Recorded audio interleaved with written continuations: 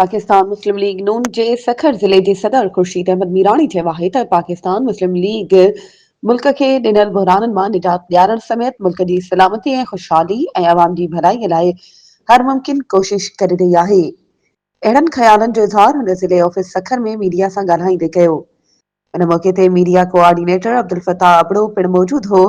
ख़ुर्शीद अहमद मीराणी वधीक चयो त वज़ीर आज़म पाकिस्तान मियां मोहम्मद शहबाज शरीफ तरफ़ां ग़रीब मिस्कीन माण्हुनि खे रोज़े जी इफ़्तारी लाइ उड़ान पाकिस्तान प्रोग्राम तहत पाकिस्तान बैतुल माल तरफ़ां सखर जे मुख़्तलिफ़ इलाइक़नि सिविल अस्पताल सखर न्यू पिंड यूनियन काउंसिल 10 समेत ॿियनि इलाइक़नि में इफ़्तारी गिफ्ट विरहाया विया आहिनि, जेको सिलसिलो जारी आहे। नून लीग अॻवान चयो त नून लीग क़ाइद मियां नवाज शरीफ जी हिदायतुनि तहत वज़ीर आज़म पाकिस्तान ऐं पंजाब जे वज़ीर आला मोहतरम मरियम नवाज़ अवाम खे सहूलियतूं फ़राहम करे रहिया आहिनि। पंजाब में जेतिरो कमु मरियम नवाज़ करायो आहे उहो 10 सालनि में बि नाहे थियो। पाकिस्तान मुस्लिम लीग नून जी जॾहिं बि हुकूमत आई आहे त मुल्क तरक्कियुनि जी बुलंदी ते हूंदो आहे। हिन वक़्त बि वज़ीर आज़म शहबाज शरीफ महांगाई ते ज़ाब्तो आंदो आहे।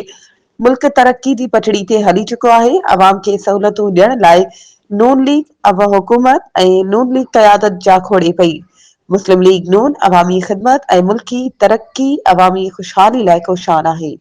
वधीक ख़बरुनि ऐं अपडेट्स जे लाइ असांजे चैनल खे सब्सक्राइब कयो ऐं हा बेल आइकन खे प्रेस करणु न विसारिजो त जीअं असांजी हर नई अचण वारी वीडियो तव्हां ताईं पहुची